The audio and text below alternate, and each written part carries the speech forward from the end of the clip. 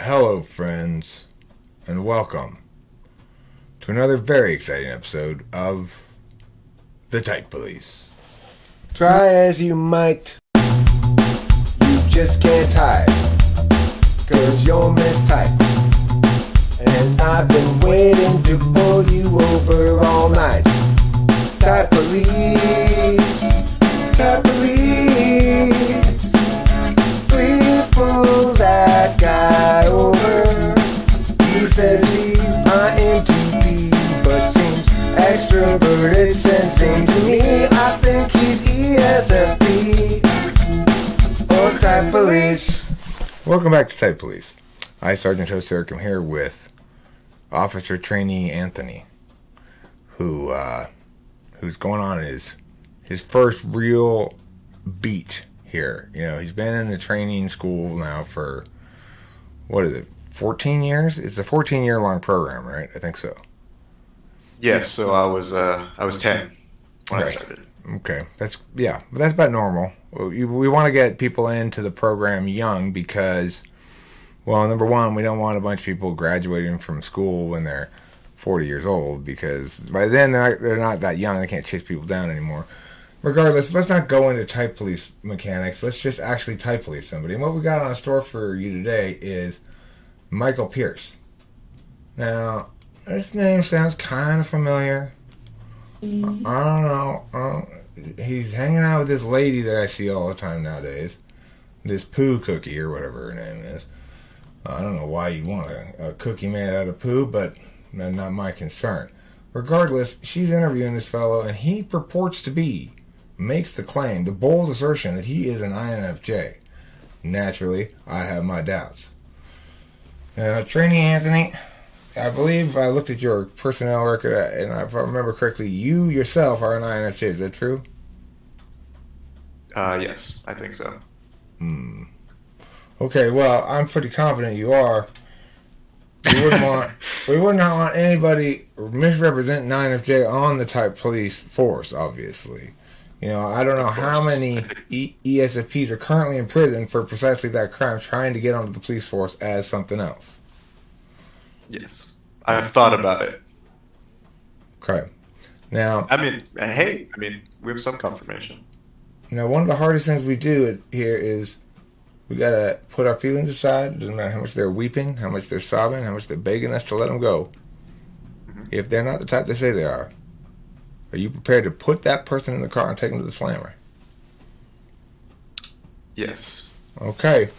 Well, let's see then. We're going to start this one. We're going to watch it independently. We'll pause it, and then I'll say, like, okay, let's pause it here, okay? So, while we're watching this, let's both turn our mics off so we don't get background noise. Okay. Hey guys, I'm here with Michael Pierce, a fellow INFJ. I don't think he really needs an introduction, but here he is. Would you like to introduce yourself? Hello, I'm Michael Pierce. I have a YouTube channel where I talk about Jungian typology and a little bit of philosophy, but mostly Jungian typology, the MBTI personality types and stuff, and it's become pretty popular, so I really like doing it, and it's a pleasure to be interviewed by Pukoki. Pukoki. Yeah, because I watched that video that you made where you explained it's your channel trailer, as it were, but I couldn't remember how it was pronounced. So anyway. Yeah, that's okay. A lot of people have a problem pronouncing it. But my name's Emily, but I think you already know that from. Oh, okay. Okay. Yeah. So I guess we'll just jump right into this. I assume people have heard of you before, but if they haven't, would you like to explain how you got into typology? Sure. I'll try not to make it too long of a story. You can definitely make it long. I feel like people are going to enjoy it.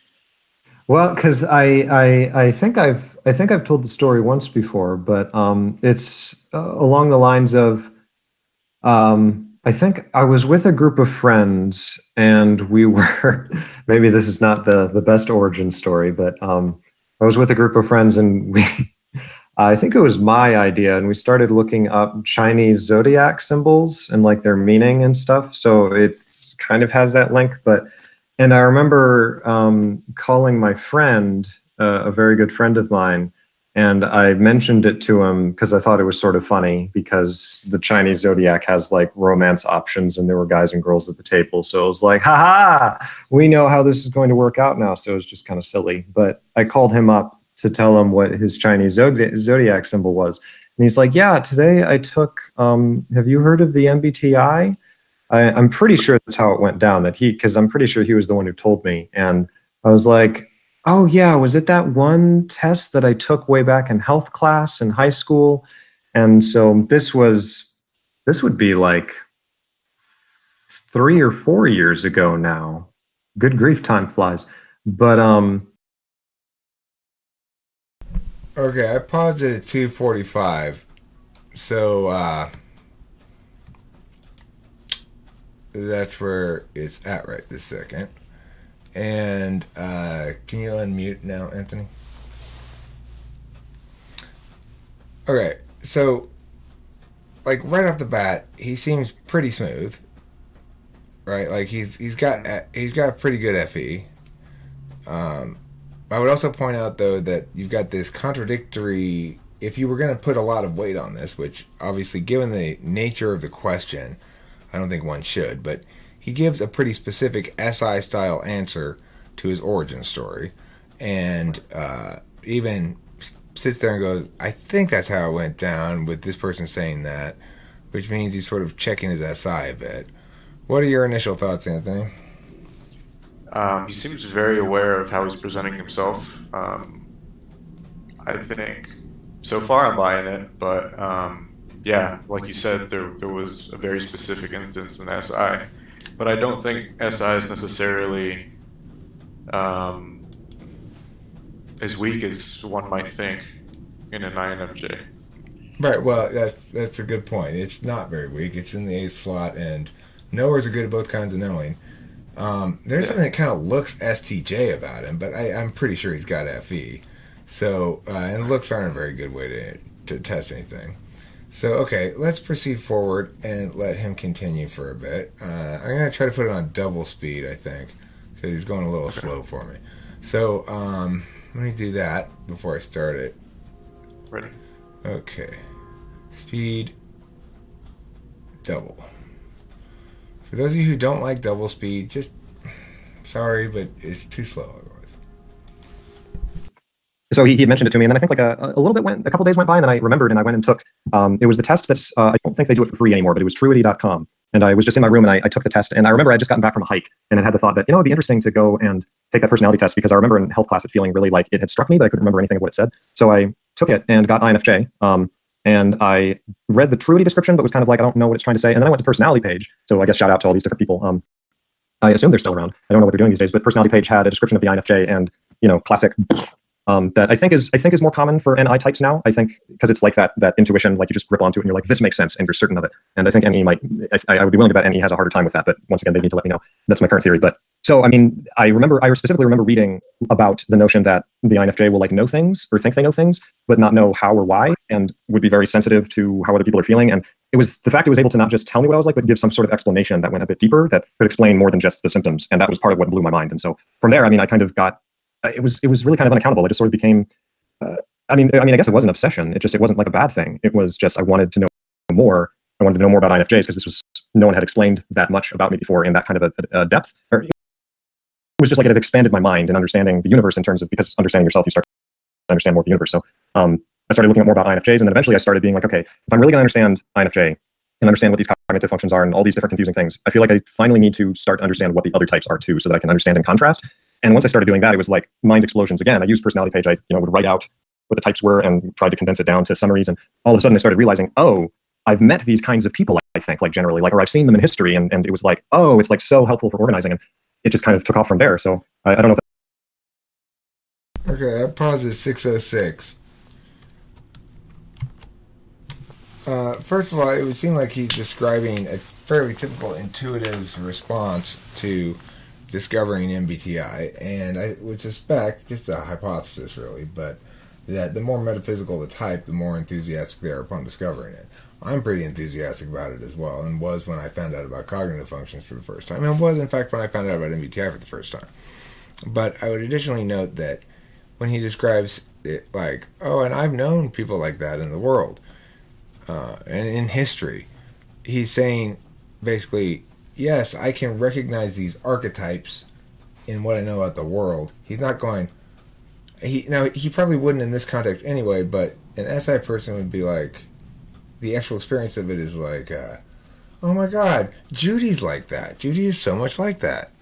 Whereas NI is more like, throughout history, these archetypes have arose. Thoughts, Anthony? You're muted. Something specific that he said was, when you understand yourself, you understand more of the universe. Like, that's just such an NI thing to say. Like, that's magical thinking in action right there. And then he spoke later about sort of how he wanted to summarize these things, which sort of gave me some TE vibes. But I guess I kind of do that too. It's like you're striving for a definition, and he seems to be communicating that. I think summary is a pretty NI thing. It's saying, let's coalesce this into something singular. Right. Right. I mean, so far so good. He seems like he's probably an INFJ. One could say, well, maybe he's an ISFJ, for example. But knowing ISFJs, the thing about them is, when ideas don't link clearly to their experience, they don't bother to pay much attention to them or remember them. That's why people think ISFJs are dumb. It's not because they're dumb, it's that if the words don't link to their concrete experience in some way that they can know with SI, then they're very hesitant about using that kind of knowing. Just like INFJ, while they can be quite effective with SI, they prefer the metaphysical knowing kind of it, not the physical knowing kind of it. So I think one thing about INFJs, and correct me if I'm wrong, Anthony, but is that you don't spend a lot of time enjoying the coziness of cuddling up and whatever, or the pleasantness of a bath, but you're more likely to enjoy making sure you're on time or taking care of your schedule, which is more like SI metaphysical. Right. Yeah. There's a certain duty to like responsibilities, but like the stuff that just involves you're like, there's almost no motivation like to do those things really. Right. Well, okay. So, so far so good, I would agree. I think, Michael Pierce, you're probably not going to go home in cuffs tonight. I mean, you wouldn't go home in cuffs, of course, you'd go to the slammer. If you were to go away in cuffs at all, it wouldn't be to home. Unless you were under house arrest, but that would be after the trial. So, but let's give you a little bit more time to chit-chat about your experience with MBTI and so forth. And I would say, though, I wanted to say one thing in response to what you said there, Anthony, about magical thinking. I personally don't think that to understand yourself, to understand the universe, is actually magical thinking. Because it's true. I wouldn't dispute that. I would say that just the phrasing, like it's something that's sort of evident in reality, and like we don't have to take it there to that meta for that to be true, but like we'll go there anyway just because it's fun. Like, I mean, the reason I would say it's not exactly magical thinking is because in some literal sense, the universe is only existent as renderings of the universe on a bunch of individual screens, right? So, like, we each are rendering it independently in some way, and in that regard, to know yourself is to know the entire rendering of the universe that's available to you to know. But I would agree that it's slightly reductive, but that's NIFE for you, because he knows that people would rather hear that than hear this long-winded explanation. Right. As a general rule. We give the concepts in like a pretty little bow, and then it just means more. Mm-hmm. All right, let's let him continue. Sure. That's a full answer to your question. Really good answer, though. Yes. So what got you to start your channel and start posting videos about the different types? Yeah. So let's see. At this point, where I was just learning about it, where would I have been? So so far this would be before, because I'm pretty sure most people know by now that, because I keep mentioning it, that I'm Mormon. So I mention that simply because I went on a mission. So if you've ever been pestered by the Mormon missionaries, then I was one of those guys. So be nice to them, please. But they're young, and anyway. But during then, I met a lot of people from a lot of different backgrounds, and I knew about personality, and I was able to kind of observe people more. And I remember near the end of my time, I thought to myself, I got the idea, the notion that how I really want to explain this to people, because I feel like I've had such a hard time gathering all of the information to explain, to understand. It's taken me a year or more to feel like I even have a notion of what the cognitive functions are and this kind of stuff, because everybody says different things, and the information is scattered everywhere. And so I was like, man, and it's not laid out in a way that I would want it laid out, where it's very clear and logical. And so I started planning out, okay, how would I explain it? And I was trying to figure out a format. So when I came back home, it was within a couple months that I finally was like, you know what, I'm going to actually try to do this. I'm going to make YouTube videos, because I had known a little bit about YouTube, but it was still kind of scary unknown territory. And but I just sort of decided that I was just going to try it, and I was going to head out, and I knew nothing about it, but I had some experience with editing film a little bit, because I'd made really terrible home movies with my friends. If I'm brave enough and can. Let's pause it here at 8:40. I mean, first let me just say, regarding his status as a free citizen not detained by the police, I've already put away the cuffs. He can get back in his car if he wants. At this point, we're just chatting. I'm asking him about his wife and his kids, and hope he's had a nice day and stuff. Trying to make sure that we don't get any complaints. But with your rudeness, Anthony, I mean, if that's the problem, be as rude as you want when they're not the type they are, because then we just say, well, they're just complaining because we put them in the slammer. But if they get away and they complain, then we got something to deal with, So anyway, don't worry about it, Michael Pierce. He's brand new. He's just learning the ropes. He didn't mean to hit you with his flashlight. That should do. Don't worry. I think it'll be fine.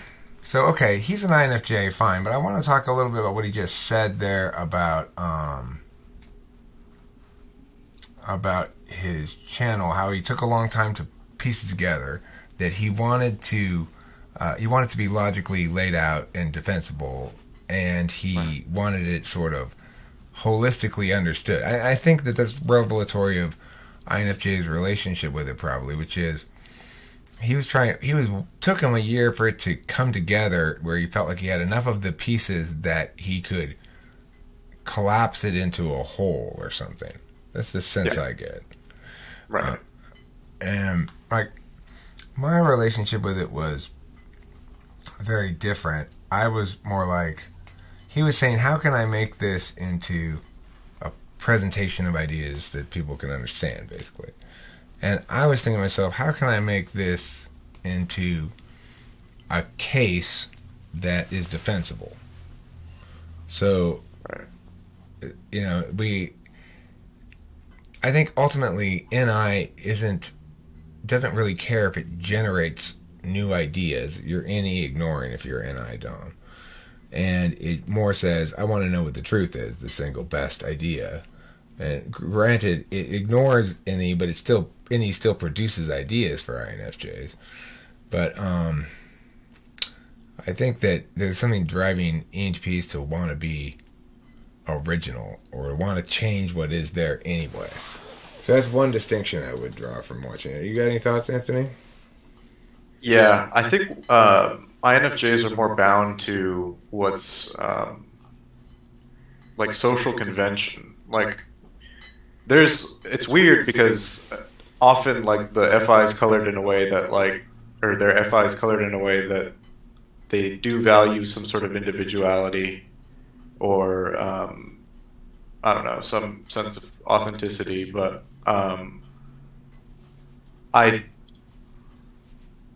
despite that, like, we're always going to default to what's kind of within some frame of normalcy.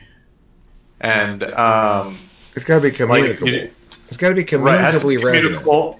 It has to be like at least structurally sound enough to where like you don't have to get rid of the framework. I think that's what we're afraid of. If we're wrong about the framework, then about parts of the framework, it might affect other parts, and parts might have to fall off or whatever. And like you kind of have to keep rebuilding it, but it's hard.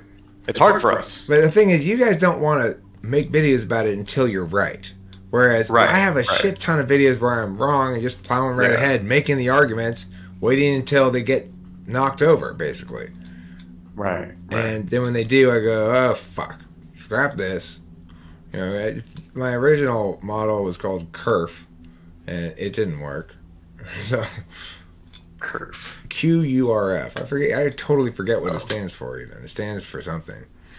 But regardless, so that's the difference. INFJ wouldn't push ahead to doing the thing before you guys know that you got it right, because they're knowers. Right. Yeah, we can't do something half-baked. It's like, I don't know. But I think it has to do with being interface types as a tool function, because your knowers first and your interface types second. So what that means is you really want a minimal amount. You want some, but a minimal amount of decision making. You want it on the smallest frame possible of decision making on the fly. So in other words, you know everything you need to know going in. You will see changes in the status quo, but they'll all fit into this frame. So you just have to know what the right decision is here. You don't have to keep in mind the sort of strategy, because you're not making those kind of decisions on the fly. You know enough of the situation or structure of it going in that you can just interface. You don't have to act or deliberate. So, yeah. It threatens the interface, then. Yeah, and I'm still trying to work this part of the whole idea out, but there's something to do with process versus planning, for sure. Like, I notice all the time, Kimberly wants to always know in advance. She doesn't want to trust a process. She doesn't want to see how something plays out, right? She wants to have a status about it ahead of time. And that can be frustrating to me. But it would seem that and obviously the knowers are that way, and then the action types, SE and NE types both, they want to have what I would call a constructive approach rather than an executive approach, where it's like making stir fry by adding ingredients, tasting, adjusting, whatever, versus baking a cake where you're executing a specific. If you can't just go, I'm going to decide to put a couple extra eggs in and cook it longer and stuff. Your cake will come out crappy. You got to be very precise when you're baking, but not so with stir fry. So, I mean, I'm the stir fry type. I think knowers are the baking type. And then the question is, interfacers. What is their equivalency there? It's like, I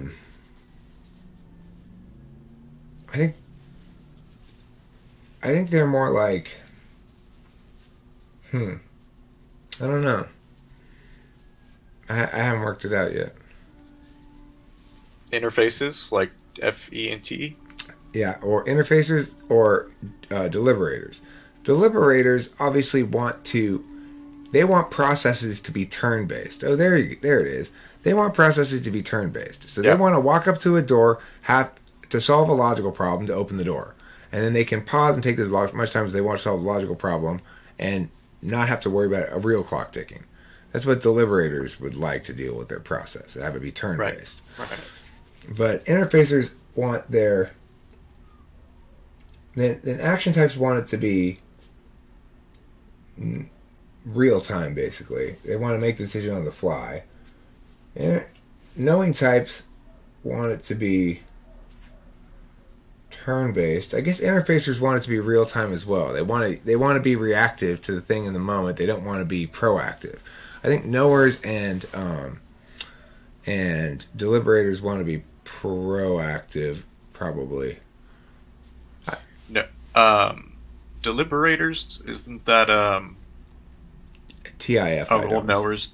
No, Really? TI and FI DOMs, they deliberate on things. To know things is to go, okay, let's say you have a bunch of cards. A knowing task would be, you go, okay, well, which hand am I holding more cards in? And you go, okay, this one has more. Left, right, left, right. You don't have to think about it, you just know it. Right. And whereas a deliberative task would be, which one of these do you want? That's a feelings task. You don't immediately know. You got to go, oh, well, let me, what are you offering me here? Oh, let me see. Or, you know, is this logical? Another deliberative task where it takes some time to work it out. Right. So, I think that, but I don't want to get sidetracked into this. Sorry, No, I'm really into this part right now. Okay. I've been trying to explore it because that's the one thing that I think I need to sort of cement my picture for as far as the functions go.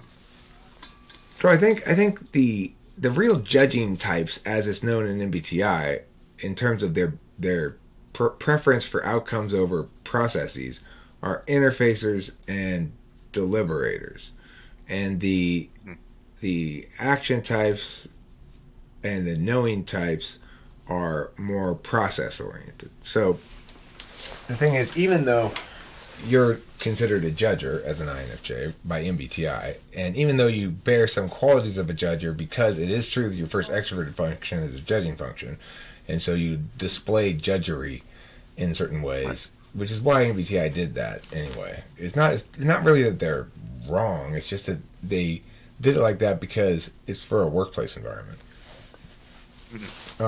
Right.